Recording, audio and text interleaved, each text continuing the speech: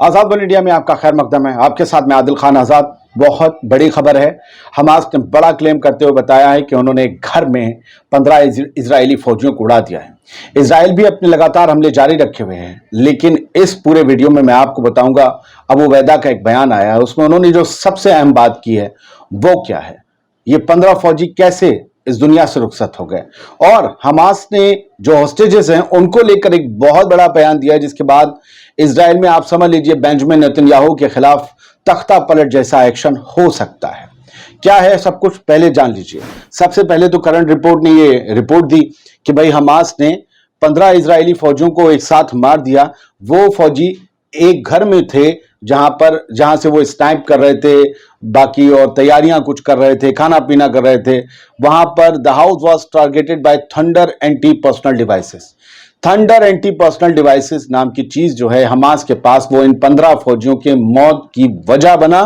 Hamas के fighters ने जो है वो घर में घुसे और उन्होंने जो है इजरायली सोल्जर्स के साथ बाकायदा लड़ाई, आमने सामने की लड़ाई, और मशीन गन्स, हैंड ग्रेनेड सबका इस्तेमाल किया, और उसके बाद थंडर एंटी पर्सनल डिवाइसेस से उस घर को ब्लो अप कर दिया, उड़ा दिया, जिसमें ये 15 फौजी मारे गए। मैंने कहा खबर ढूंढ ली जाए, तो लेबनान की वेबसाइट अल मयादीन पर भी मिल गई। भाई लाइव सुना रहे हैं तो आपको यकीन आता रहेगा।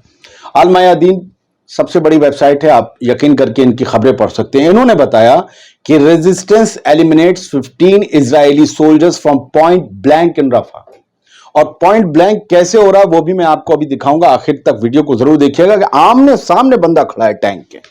खैर, रेजिस्टेंस बहुत मुश्किल है इजराइल के लिए। मैं चाहता हूं जल्द से जल्द सीज फायर हो जाए। हम जंग के कभी भी तरफदार नहीं हो सकते, कत्ल गारत के कोई भी करे, हम तरफदार नहीं हो सकते, लेकिन हम ये चाहते हैं कि खबर आप तक पहुंचे, क्योंकि ये खबरें आप तक उस मीडिया पर नहीं आती।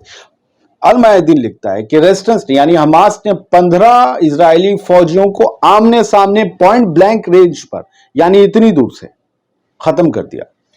और ये 225वां दिन है इस जंग का, ऑपरेशन अल-अक्सा फ्लड का। पैलेस्टीनियन रेजिस्टेंस का ये बड़ा दावा है जबालिया को लेकर, जो कि और ईस्ट ऑफ राफा को लेकर। जबालिया और ईस्ट ऑफ राफा में इस वक्त बहुत भयंकर लड़ाई चल रही है, और बताया ये है कि वहां पर मार्शल जो शहीद is Al Deen Al Qassam brigade जो है, उसने इस मिशन को अंजाम दिया, और उन्होंने ये बताया कि उन्होंने successfully eliminated 15 Israeli soldiers, 15 Israeli soldiers को मशीन गन्स, ग्रेनेड्स और न जाने किस किस डिवाइसेस से उन्होंने उड़ाए, जो मैं आपको पहले बता चुका हूं। और ये सब कुछ अल तनूर इलाके में हुआ है, जो कि रफा के ईस्टर्न हिस्से में आता है। मैं डिटेल इसलिए देता हूं ताकि आपको, कोई राफा बोल देगा, राफा बहुत बड़ा है, अल तनूर इलाका वो भी ईस्टर्न राफा का, इसलिए बताया कि आप इस तरीके से भी खबर कीवर्ड डाल के ढूंढेंगे तो गूगल पे मिल जाएगी, आपको यकीन हो जाएगा ये बंदा सही बोल रहा था।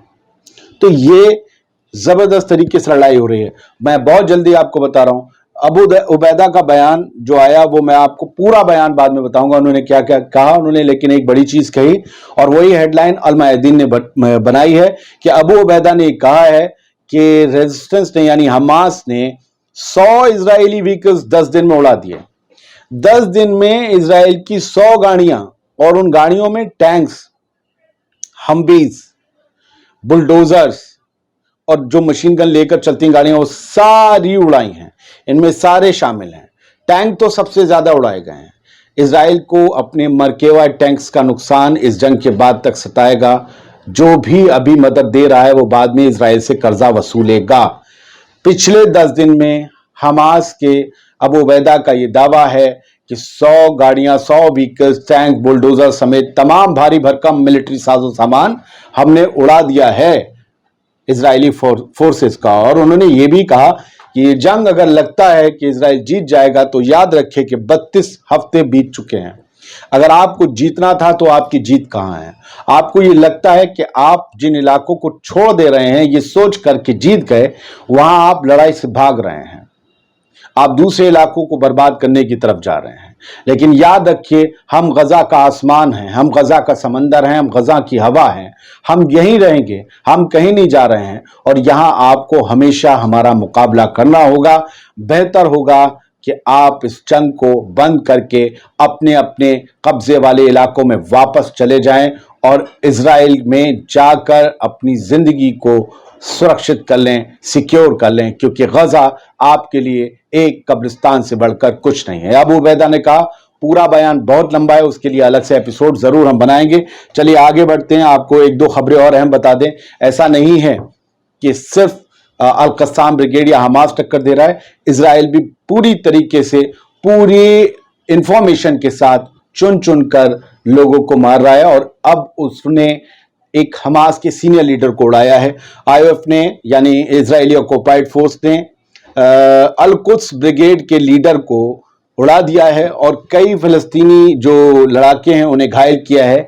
जेनिन में इस रेड को, जेनिन वेस्ट बैंक का इलाका है, वहां पर इस रेड को अंजाम दिया है। मैं खबर आपको हर तरफ की इसलिए बताता हूं, आपको भी पता होगा, खबर वही है जो दोनों तरफ से दी जाए। सिर्फ एक तरफ से भोकाल काटा जाए तो वो खबर नहीं होती है। और उन्होंने इस खबर में जो है वो नीचे ट्वीट में उनका फोटो भी लगाया है, जिसे उड़ाने की बात इन्होंने कही है। तो फिलहाल ये सारी चीजें हैं, हैपनिंग हैं। यमन ब्रिगेड है, उन्होंने अपने लीडर इस्लाम खमेसे के मारे जाने की इत्तला दी है और जेनिन में पूरे टारगेटेड तरीके से इजराइल ने उन्हें उड़ाया है। इजराइल ने एक बहुत बड़ी हथियार फैक्ट्री पकड़ने का भी जवालिया में दावा किया है, जहां पर लॉन्ग रेंज रॉकेट उन्हें हासिल हुए हैं। उनका ये कहना है यहां पर प्रोडक्शन होता था उन रॉकेट्स का। ये 4 फोटो हैं, बताया गया है, आप फोटो देखते रहिए। यहाँ long range rocket, grenades, explosive bombs, telephone, computer, बाकी जंगी साजो सामान, मशीनें, ये सब हासिल हुई हैं। और ये फोटो आप ऊपर देख ही रहे हैं कि हैब्रू लिखी हुई है, नीचे रॉकेट पड़े हुए हैं। ये सब जो है इजराइल ने ही जारी किए हैं। बहुत से लोग और लॉन्चर्स वगैरह भी इसमें आप देख रहे होंगे, जो एंगल के बने हुए हैं वो भी रखे हैं, इनसे रॉकेट दागे जाते हैं। हमास ने एक और खबर देकर बड़ा धमाका किया है। हमास के एक सीनियर लीडर ने, इरना की खबर है, ये ईरानी न्यूज एजेंसी सरकारी, आप यकीन कर सकते हैं। हमास का ऑफिशियल स्टेटमेंट है कि जितने भी कैप्टिव्स उनके कब्जे में थे, जितने हॉस्टेजेस थे जो इजराइल के बंदे, उनमें से 70% मारे जा चुके हैं, क्योंकि इजराइल ने इतनी हैवी बमबारी उनके छुपने के ठिकानों पर की कि ये सारे लोग मारे गए। इजराइल के हमलों में ये सारे लोग मारे जा रहे थे, तब हमास के लड़ाके बाहर जंग लड़ रहे थे। खलील अल हैया इनका नाम है, ये सीनियर पॉलिटिकल लीडर हैं हमास के। जब भी दुनिया को हमास के बारे में कुछ जानना होता है, खलील अल हैया और एक दो और लोग हैं, वो पूरी जानकारी देते हैं। देखिए कि सामने कैसे जंग हो रही है। हमास का एक लड़ाका जाता है, सामने खड़ा होता है रॉकेट लॉन्चर लेकर। आप देखिए, चेकदार शर्ट है, सामने खड़े हो, उसके सामने एक टैंक है, टैंक पर आपको एरो दिख रहा है, बस हम यहीं तक आपको दिखाते हैं। ये लोग टैंक को ऐसे उड़ा देते हैं। तो फिलहाल इजराइल और हमास दोनों एक दूसरे से आमने सामने की जंग लड़ रहे हैं। ये एक और है जहां घर के पास एक बुलडोजर खड़ा है, रेड डॉट आप देख रहे हैं, हैवी बुलडोजर इजराइल का है। और इस पर फिर इसके बाद आप दूसरा स्क्रीनशॉट देखिए, ब्लो धुआं निकलता हुआ, इसको भी रॉकेट मारकर तहस नहस कर दिया है। ये सब वही है जिसके बारे में अबू उबैदा ने कहा कि पिछले 10 दिन में 100 हमने टैंक उड़ाए हैं। हिजबुल्लाह भी लगातार ज़ियोनिस्ट रिजीम की पोजीशन पर फायर कर रहा है, ये ईरान ने बताया। आज भी लातादाद रॉकेट्स छोड़े गए हैं, कल करीबन 75 रॉकेट छोड़े गए थे। इन सब के बीच फलस्तीनी आवाम, गजा के लोग क्या कर रहे हैं वो देखिए। वो गाने गा रहे हैं, वो आज़ादी के गाने गा रहे हैं, वो लेबनान के समर्थन में भी गाने गा रहे हैं, क्योंकि उन्हें लगता है लेबनान के हिजबुल्लाह लड़ाके उनके हक और बका के लिए लड़ रहे हैं। आप चाहें तो इन्हें सुन सकते हैं।